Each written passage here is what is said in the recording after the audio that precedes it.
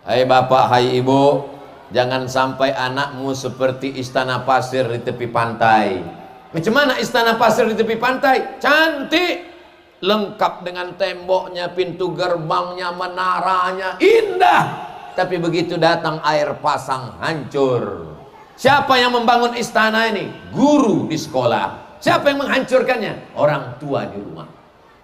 Diajarkan guru di sekolah, anak laki-laki nggak boleh pakai celana pendek, nah. Pulang dia ke rumah, ditengoknya celana ayahnya pendek, lututnya bekudis. Di sekolah diajarkan rambut nggak boleh nampak, nah. Balik dia ke rumah, ditengok emaknya rambutnya macam sarang tawon, 3 warna pula, merah, kuning, kelabu. Mama, kata ustazah di sekolah rambut mesti ditutup, kecuali rambut ini boleh. Lama-lama anak ini bingung, siapa yang betul di dunia ini? Emak atau dia kena penyakit psikologis, dia kehilangan kepercayaan. Mau tak percaya sama emak, ini emak dia. Mau percaya sama guru, akhirnya dia bingung. Siapa yang merusak anak kita? Yang merusak anak kita adalah kita. Itulah mengapa kata Nabi SAW, kullukum ra'in, setiap kalian adalah pemimpin, wa kullukum mas'ulun ar-ra'iyatih, setiap kalian akan ditanya, ditanggung jawab di hadapan Allah Subhanahu wa ta'ala.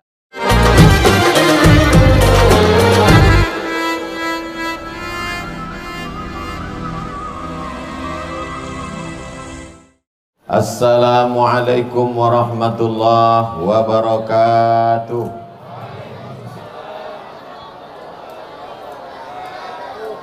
Apa kabar Bapak Ibu semua? Sehat? Dari bunyi sambutan salamnya macam sakit. Mudah-mudahan yang sakit-sakit diangkat Allah penyakitnya. Yang sulit rezekinya dibukakan Allah pintu-pintu keberkahan. Bapak-bapak, ibu-ibu, hadirin hadirat, muslimin muslimat, yang besar tak dihimbau gelar, yang kecil tak disebut nama, encik-encik, puan-puan, tuan-tuan, jemputan majelis, semua yang hadir ini dimuliakan Allah Subhanahu wa ta'ala. Itu caranya kalau kita tak ingat nama orang. Di Mesir, orang Mesir itu mengaku hebat karena bisa membuat salah satu dari 7 keajaiban dunia.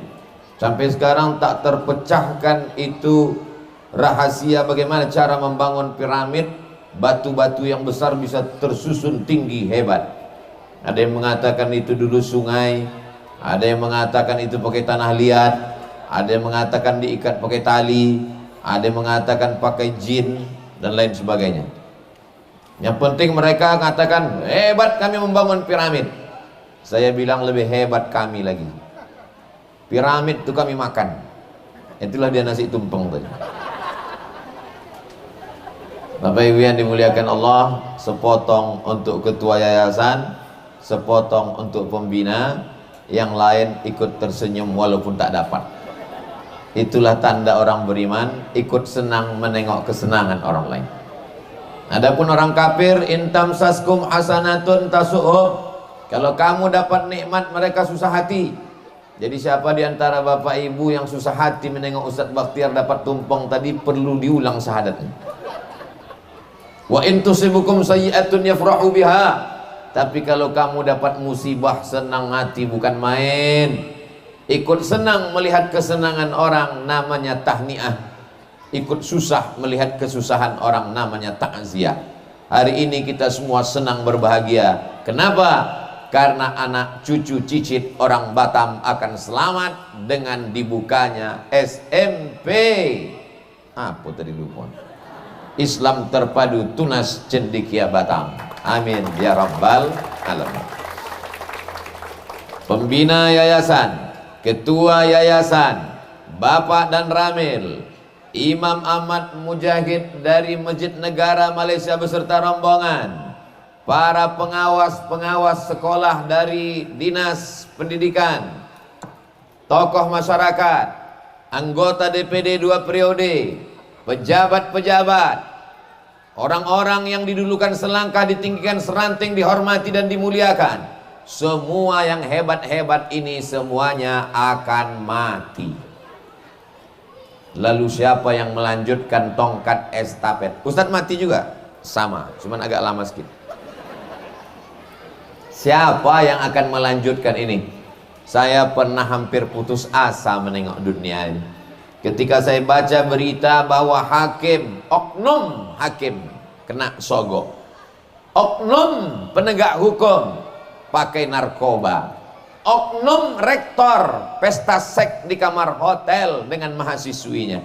Saya bilang apa lagi yang bisa diharapkan? Orang-orang yang dianggap mulia, hebat kena pakaian jabatannya, tak bisa lagi diharapkan memimpin masa depan. Sampai akhirnya ada seseorang berkata kepada saya, Ustadz Somad, kalau akar sudah busuk, kalau batang sudah berulat, tapi masih ada yang bisa diharapkan. Apa dia? Ada tunas-tunas hijau yang kalau kita jaga, inilah yang akan menjadi ranting, inilah yang akan menjadi dahan, inilah yang akan menjadi batang, inilah yang akan menjadi pohon yang kokoh di masa akan datang. Allahu Akbar. Biasanya yang namanya tunas itu warnanya hijau muda, tapi di sini warnanya oranye. Nah, itu memang, saya mancing aja.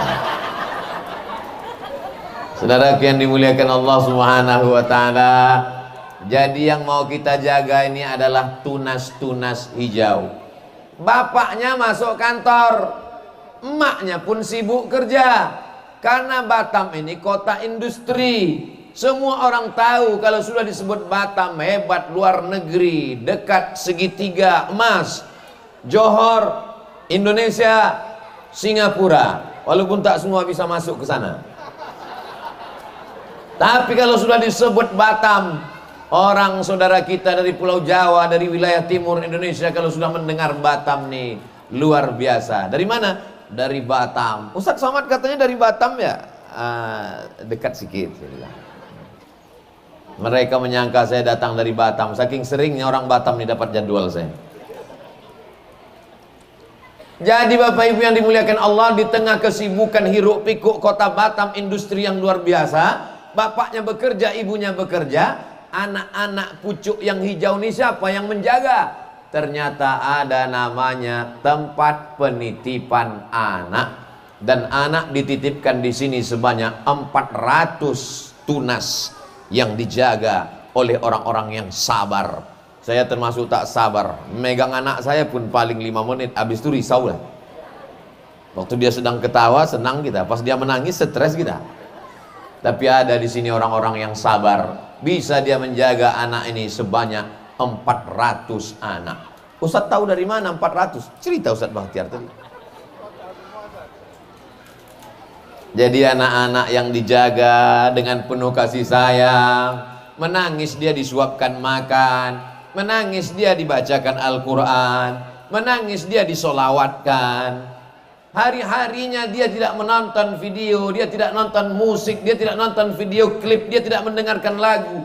Yang didengarkannya adalah Al-Quran. Dari sinilah tunas-tunas hijau ini akan menjadi pokok kayu yang kokoh di masa akan datang insyaallah.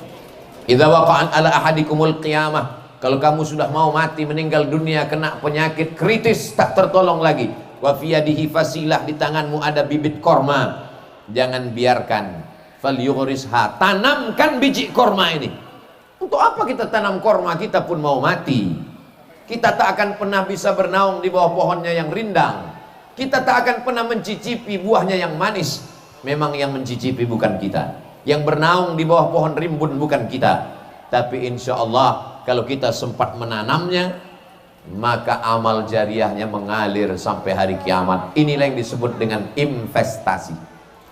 Sekarang ada namanya investasi emas, investasi tambang batu bara, nikel, uranium, investasi. Saking banyaknya orang sekarang heboh demam investasi, yang paling laku adalah investasi bodong. Banyak orang tertipu. Tanam duit pertama mengalir, tanam kedua mengalir, 4 bulan mengalir, serahkan 1 miliar hilang. Karena ternyata duit masyarakat itu saja yang mereka putar, setelah banyak dia pun lari. Ada satu investasi yang tak putus sampai hari kiamat. Apa dia? Investasi pendidikan. Jadi Bapak Ibu yang dimuliakan Allah, siapa yang ikut serta dalam investasi pendidikan ini, dia bukan pembina, dia bukan ketua, dia bukan sekretaris, dia bukan bendahara, dia tidak ada dalam struktur, tapi dia kirimkan 1, 2, 3 sak semen, batu bata, kerikil, kosen, pintu, AC, kipas angin untuk musola. Musola bukan punya yayasan, musola bukan punya orang. Musola wa annal masajida lillah. Tapi dalam ayat itu kan masjid, Pak Ustadz. Tidak ada itu istilah. Yang ada istilah itu cuman masjid dan masjid jami. Jadi kalau di situ ada sholat 5 waktu, subuh, zuhur, asar, maghrib, isya, namanya masjid. Kalau ada sholat Jumatnya subuh, zuhur, asar, maghrib, isya, Jumat, namanya masjid jami. Tapi sampai di tempat kita ada masjid, ada surau, ada musola, ada langgar. Makanya orang Jawa di langgar tak mati. Jadi kalau masuk ke langgar tetap tahiyatul masjid. Usolli sunnatan tahiyatul masjid, bukan tahiyatul langgar. Pergi kita ke Minangkabau, ke bumi Melayu, sholat di surau, tetap tahiyatul masjid. Perempuan yang dalam keadaan maaf cakap, beribu maaf, halangan haid, tetap tak boleh masuk ke surau, tak boleh masuk ke langgar, tak boleh masuk. Menurut pendapat yang saya pegang, saya ambil dari kitab Al-Fiqhul Islami wa Adillatuh. Kalau ada yang membolehkan berarti dia pakai fikih yang lain. Lalu kemudian saya cuma mau membantu masjid. Kalau musola saya tak masjid. Kalau musola saya tak mau tolong. Sudah saya jelaskan bahwa masjid dan masjid jami. Jadi yang di atas itu apa namanya? Masjid. Masuk ke dalam tahiyatul masjid. Anak-anak yang sholat di atas tetap dapat 25 balasan sampai 27 pahala. Sama seperti sholat di masjid. Berlaku hukum-hukum masjid di atas. Ya, kalau gitu kita robah namanya masjid. Tak usah. Tetap aja musola. Tetap saja surau. Tetap saja langgar. Karena ini istilah yang sudah biasa kita pakai. Di Malaysia pun kadang ada namanya surau, tapi ada sholat Jumat di situ. Saya beberapa kali ceramah di surau, saya tengok ada mimbar. Saya tanya, ini apa? Surau. Ada sholat Jumat? Ada. Kenapa tak disebut masjid? Memang udah begitu istilahnya, pakai aja lah. Di beberapa tempat kita, di beberapa daerah muslim minoritas di Indonesia, saya sampai di sana, namanya musola. Padahal ada sholat Jumat di situ. Saya tanya, kenapa kalian buat musola? Karena kalau ngurus surat izinnya pakai surat izin masjid, mereka tak kasih izin. Jadi kami buat musola, dikasihnya izin. Bodohnya keterlaluan. Tak bisa dibedakan yang mana masjid, mana musola. Bangun masjid tak boleh, bangun musola boleh. Orang buat sholat Jumat di sana. Ini hanya istilah saja. Saya ingin mengatakan bahwa walaupun di atas namanya musola, tapi berlaku hukum masjid, sehingga kalau kita ikut membangunnya, man bana masjidan, siapa yang membangun masjid, banallah mithlahu baitan fil jannah. Hanya saja di sekolah kita yang elit, cantik, indah, hijau, tunas, cendekia ini, kalau di tempat lain yang namanya penggalangan musola, surau, langgar, masjid itu pakai kotak berjalan. Di sini sudah tak main lagi, karena orang Batam ini metropolitan, dia generasi 4.0. Nah, jadi sistem sedekahnya di sini langsung transfer ke nomor rekening berikut ini. Tak pula ada ditulis nomor rekening. Bapak Ibu yang dimuliakan Allah Subhanahu wa taala. Jadi besok saudaraku yang ada di Batam maupun di mana saja berada, orang Kepulauan Riau yang ada di Malaysia, yang ada di Brunei Darussalam, yang ada di Singapura, kalian dapat cerita bahwa ada pembangunan surau langgar musola. Maka kalau tak bisa datang zohir badan fisiknya, kalian kirimkan saja semen, batu bata, kerikil. Walaupun nampaknya saya sedang tausiah di Tunas Cendekia, tapi sesungguhnya ceramah ini ditonton oleh orang dimanapun berada, karena ini disiarkan walaupun tak langsung melalui rekaman tunda di channel Ustadz Abdul Somad Official. Subscribe, like, share, and comment. Nah, jadi nanti begitu dia tengok, oh ini ceramah Ustadz Abdul Somad di Tunas Cendekia, betul. Katanya di lantai 4 tuh ada musola Pak Ustadz. Ya, saya walaupun tak hadir acara launching kemarin, saya mau datang ke sana Pak Ustadz. Silakan datang, jumpai ketua pembina, jumpai ketua, jumpai pengurus, sekretaris bendahara. Pak bendahara, ya berapa yang perlu dibantu untuk musola ini? Ya sekitar sekian ratus juta lagi. Berapa sak semen, batu bata, kerikil? Ya ini proposalnya. Bapak mau bantu? Enggak, tanya aja. Bapak Ibu yang dimuliakan Allah Subhanahu wa taala. Lalu kemudian setelah anak-anak tadi dididik, tak cukup hanya anak-anak yang dititipkan, maka meningkat ke atas TK, taman kanak-kanak. Anak-anak diajar menyanyi, menari. Topi saya bulat, bulat topi saya. Kalau tidak bulat, bukan emak saya. Sampai kapan anak-anak ini hanya sekedar menyanyi, menyanyi dan menari? Di sini anak-anak diajarkan membaca Al-Quran, menghafal Al-Quran. Indonesia, negeri terbesar Muslim di dunia, jamaah haji terbanyak di dunia. Tapi mau tak mau, suka tak suka kita akui, 64% orang Indonesia tak bisa baca Quran. Itu yang non muslim dihitung Pak Ustaz. Apa pula non muslim dihitung? Itu bukan urusan kita. Itu saudara kita satu bangsa setanah air tapi beda agama. 60% itu orang Islam. Jadi kalau berkumpul kita 100 orang, ada 60 orang tak bisa baca Quran. Kalau berkumpul kita 1000 orang, 640 orang tak bisa baca Quran. Kalau berkumpul kita 1 juta orang, 640.000 orang tak bisa baca Quran. Itulah dia kalau baca Quran suaranya tak keluar, mulut aja bergerak-gerak. Apa mau dikata? Bukan salah ibu mengandung, tapi memang pendidikan. Tapi insya Allah Batam, Kepulauan Riau, tidak ada anak-anak yang tak bisa baca Quran. Kenapa? Mereka dilatih. Anak-anak nggak boleh diajarkan ngapal Quran. Anak-anak itu mesti bermain. Itu masanya dia main-main. Datang kau ke sini, dia bermain. Itu perosotan tuh apa kalau tak main? Jadi kalau ada orang mengejek pendidikan Islam, anak-anak nggak boleh diajarkan ngapal Quran, hilang masa bermainnya. Anak-anak mesti bermain. Kalau ada pakar-pakar pendidikan yang mengejek, bawa dia ke sini, naikkan ke perosotan tuh. Jadi kau pikir itu untuk kau tuh? Itu untuk anak-anak lah itu. Mereka lari-lari, mereka lompat-lompat, mereka lari-lari, mereka naik ke atas. Tapi yang dilantunkan di mulutnya adalah juz amma yatasaalun. Sehingga tamat dia TK, dia hafal juz amma, maka nanti dia jadi imam tarawih, dia menjadi polisi, dia menjadi tentara, dia menjadi dokter spesialis, dia menjadi anggota DPD, dia menjadi anggota DPR RI. Dia nanti yang akan memperjuangkan nilai-nilai Islam di parlemen. Karena memperjuangkan Islam melalui ceramah, melalui khutbah, susah dapat izin. Apalagi sekarang-sekarang ini. Tapi kalau dia anggota DPR RI, siapa yang berani menangkap dia? Kalau dia punya kekuasaan, punya jabatan, siapa yang berani melarang dia? Maka tidak semuanya memperjuangkan melalui mimbar. Ada yang berjuang melalui seragamnya. Ada yang memperjuangkan melalui ketok palu hakim konstitusinya, dan mereka dididik di sini.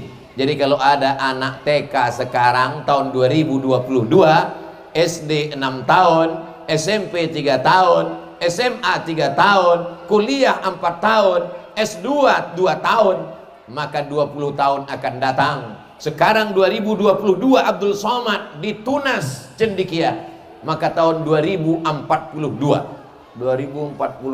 umur saya 65 tahun. Insya Allah masih hidup lagi. Walaupun sebagian bapak-bapak waktu itu udah qalu innalillahi wa inna ilaihi rajiun. Tapi insya Allah mereka nanti yang akan memperjuangkan melalui parlemen, melalui seragam, menjadi Kapolres, menjadi Kapolda, menjadi Kapolri, menjadi Panglima, menjadi dokter spesialis, menjadi advokat, lawyer, pengacara. Tapi di kepalanya, kenapa kau bisa hafal Quran nak? Karena aku dulu di TK Tunas Cendekia. Amin. Dia memang iklannya mesti tiap 5 menit sekali. Nanti dipotong pendek-pendek, masukkan ke Instagram, kirimkan ke Ustadz Hendri, saya posting di Instagram Ustadz Abdul Somad Official yang followernya 7 juta itu.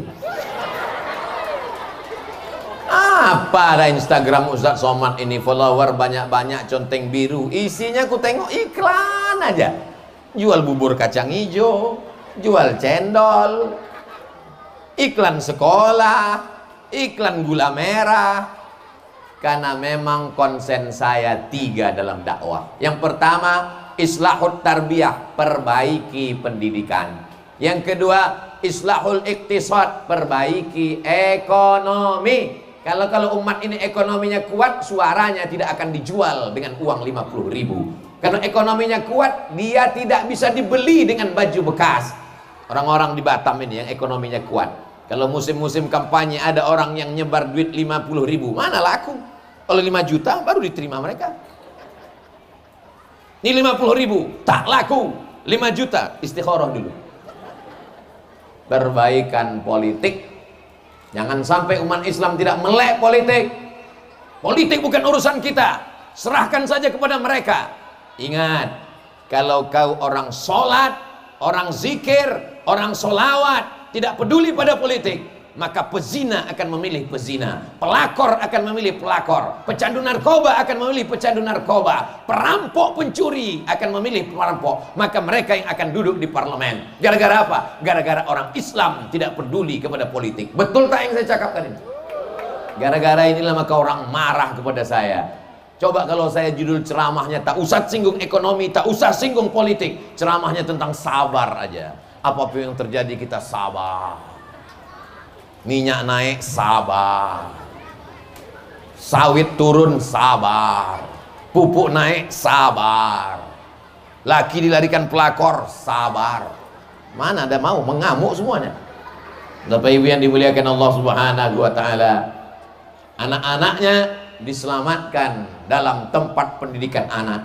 TK-nya diselamatkan dari lagu-lagu joget-joget maksiat. SD-nya alhamdulillah terselamatkan. Masuk dia pagi, orang tuanya mengantar jam 8, jam 7. Orang tuanya pun sibuk masuk kerja, sholat zuhur, asar, keluar dia jam 4. Dijemputnya anaknya full day. Karena dia plus, karena dia terpadu. Di dalamnya ada akidah supaya dia berpegang dengan ahlu sunnah wal jamaah. Di dalamnya ada fikih supaya tahu dia toharoh, suci mensucikan, bagaimana syarat, rukun, wajib, sunat muakkad. Di dalamnya ada bahasa Arab supaya ngerti dia apa bacaan-bacaan sholat, zikir dan doa. Di dalamnya ada sirah supaya mengerti dia sejarah Nabi Muhammad SAW, Khulafaur Rasyidin, Bani Umayyah, Bani Abbasiyah, supaya mengerti dia bagaimana tokoh-tokoh dalam Islam membebaskan Spanyol, membebaskan Muhammad Al-Fatih Konstantinopel. Diajarkan kepada dia fisika, biologi, kimia, matematika, bahasa Inggris, sehingga dunianya dapat, akhiratnya dapat. Selesai 6 tahun, kemana dia SMP? Akhirnya dibukalah SMP. Ini kelanjutan. TPA-nya sudah, TK-nya sudah, SD-nya sudah. SMP jangan serahkan ke yang lain. Jangan sampai tanaman ini rusak dan mati. Maka alhamdulillah penerimaan tahun 2023, silakan daftarkan anak-anak Anda semua pada tahun 2022 sebelum tanggal penutupan berikut ini. Ini nanti dipotong Bapak Ibu yang dimuliakan Allah Subhanahu wa taala. Anak Anda khawatir kena lem kambing, anak Anda khawatir kena narkoba, anak Anda khawatir cabut ke mall, anak Anda khawatir kena rokok, anak Anda khawatir kena aliran sesat, anak Anda khawatir kena macam-macam kelompok radikal, anak Anda khawatir kena penyakit zaman modern. Solusinya hanya satu, masukkan ke SMP Islam Terpadu Tunas Cendekia Batam sebelum tanggal penutupan berikut ini. Tolong kalian daftarkan orang Batam, karena kalau sampai tak ada muridnya yang malu aku.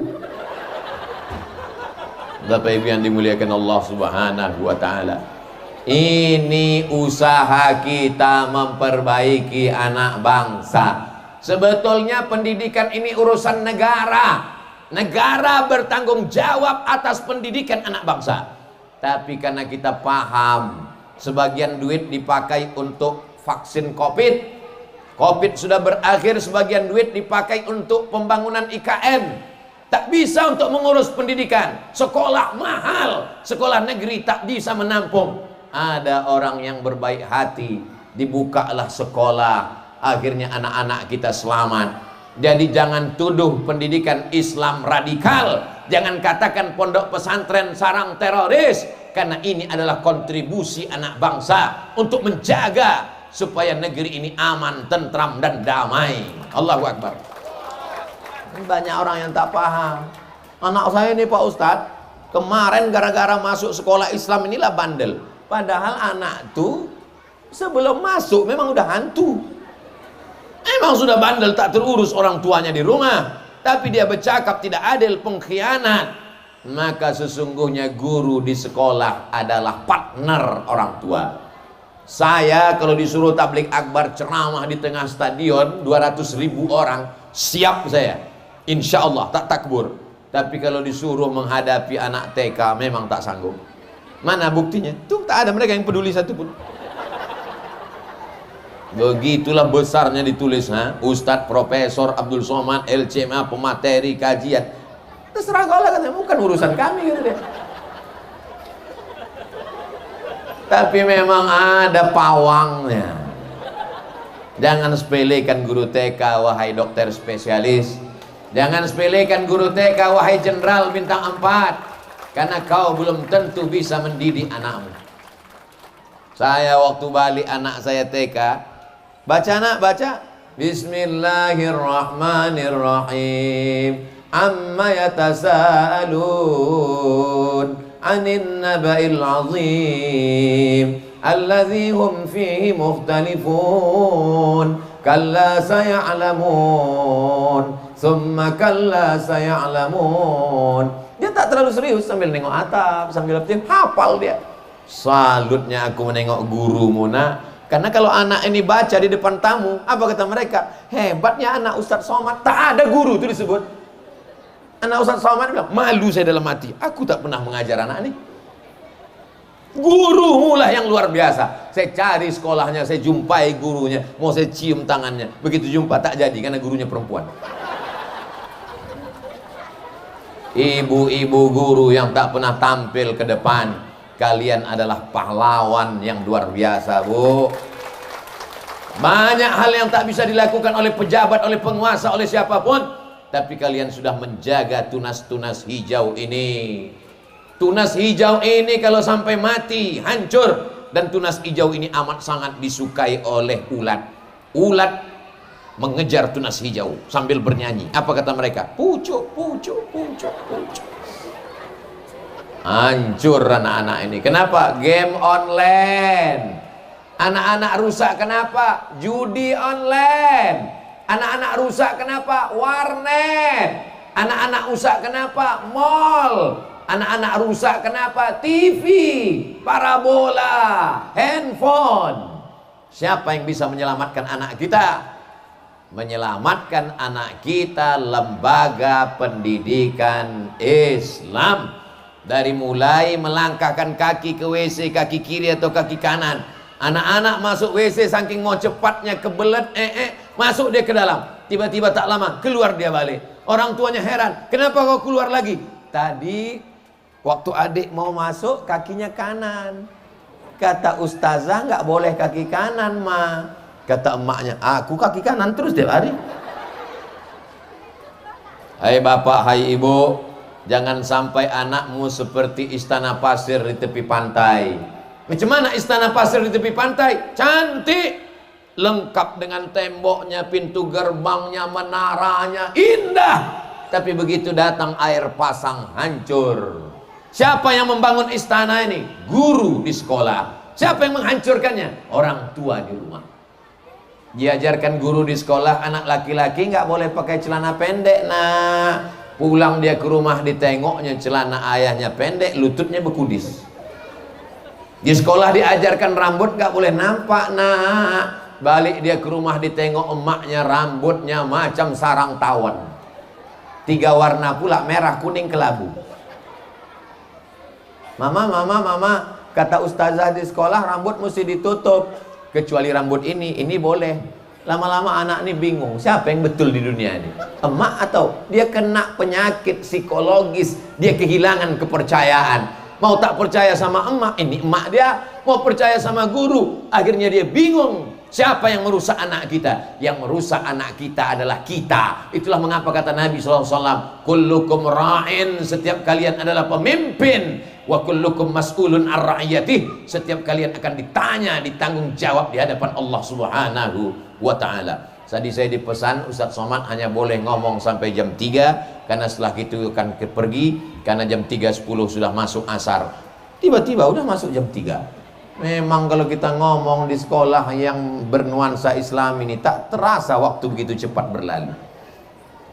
Jam berapa Ustadz mulai tadi? Jam 2:30. Potong tumpengnya lagi, menengok anak-anak ceria lagi, menengok bapak-bapak ibu gurunya lagi, menengok warna yang cerah ini lagi. Masya Allah, tabarakallah, luar biasa warna oranye ini, sampai tabung airnya pun warna oranye juga. Bapak ibu saudara yang dimuliakan Allah subhanahu wa ta'ala, TPA penditipan anak selamat, SD selamat, SMP selama ini tak selamat, tapi sejak 2023 akan selamat insyaallah. Amin. 2023 kelas 1, 2024 kelas 2, 2025 kelas 5. Masuk dia ke SMA lain, roknya panjang jadi pendek, bajunya panjang jadi pendek, jilbabnya panjang jadi pendek. Maka di sini mesti ada SMA, Islam Terpadu Tunas Cendekia. 2026 kelas 1 SMA, 2027 kelas 2 SMA, 2028 kelas 3 SMA. Setelah itu dia kuliah. Di tempat kuliahnya berjumpa dia dengan dosen sekuler, liberal, ateis, komunis. Agama hanya opium, agama tidak perlu. Maka perlu didirikan Universitas Islam Tunas Cendekia. Berpikir tentang masa depan. Orang Islam tak pernah cukup hanya berpikir sekarang. Jangan pernah berpuas hati. Kalau orang pelaku maksiat tak pernah puas dengan dosanya, kenapa orang yang soleh terlalu cepat puas dengan amal solehnya? Boleh untuk jadi bahan update status nanti malam. Saudaraku yang dimuliakan Allah subhanahu wa ta'ala, saya tak ikut meletakkan bataku paping blok. Saya tak ikut meletakkan semen batu. Tapi saya berharap saya mendapatkan amal jariah dari sekolah yang mewariskan la ilaha illallah Muhammadur Rasulullah SAW. Anak-anak ini nanti akan bercerita di masa depan mereka. Kau sekolah di mana dulu? Insan Cendekia. Siapa aja ustadz yang pernah ceramah di sana? Waktu aku kecil, Ustadz Somad datang. Mana ustadz itu sekarang? Udah mati. Mereka pernah punya memori masa lalu. Ketika nanti mereka reuni alumni SD, reuni SMP, mereka ingat masa lalu mereka. Coba ibu ingat-ingat, apakah SD ibu, apakah SMP bapak, apakah SMA kita mengingatkan pada agama? Kalau tidak mengingatkan, mudah-mudahan guru-guru kita dulu diampunkan Allah subhanahu wa ta'ala. Guru SMP kita, guru SD kita, pernahkah kita diingatkannya tentang jilbab? Pernahkah kita diingatkannya tentang menutup baju panjang? Pernahkah kita diingatkannya tentang sholat? Kalau tak pernah mereka mengingatkan kita, mudah-mudahan Allah mengampuni dosa-dosa mereka. Karena guru SD kita sebagiannya sudah meninggal dunia. Buatkan memori kebaikan di kepala anak-anak kita yang akan menjadi warisan untuk anak mereka. 10 yang dididik sekarang, mereka akan punya anak menjadi 20. Mereka sebelumnya menikah, punya suami 30, punya istri 40, punya cucu 50. Mereka yang akan mengisi Batam, mengisi Kepulauan Riau, mengisi Sumatera, mengisi Indonesia, mengisi dunia. Dunia yang bagaimana yang mau kita wariskan di masa akan datang, tergantung apa yang kita tanam hari ini. Padi kita tanam, rumput pasti tumbuh. Rumput kita tanam, belum tentu tumbuh padi. Kalau menanam rumput bisa tumbuh padi, tak ada lapangan golok, karena semuanya menjadi kebun padi. Bapak Ibu yang dimuliakan Allah subhanahu wa ta'ala, akhirnya saya ucapkan tahniah, selamat atas berdirinya SMP Islam Terpadu Tunas Cendekia Batam. Silakan daftarkan anak-anak Anda, putra putri Anda, kalau mau selamat dari segala perbuatan maksiat dan dosa untuk tahun penerimaan 2023. Tapi mendaftarnya dari sekarang, insya Allah anak kita menjadi anak-anak yang soleh dan solihah. Amin ya Rabbal. Di akhir majelis yang penuh dengan barakah, mari kita sama berdoa kepada Allah. Mudah-mudahan anak kita soleh dan solihah, menjadi penghafal Quran mujahid fi sabilillah, dijaga Allah dari segala perbuatan maksiat dan dosa. Ala hadhihi niyah al-Fatihah.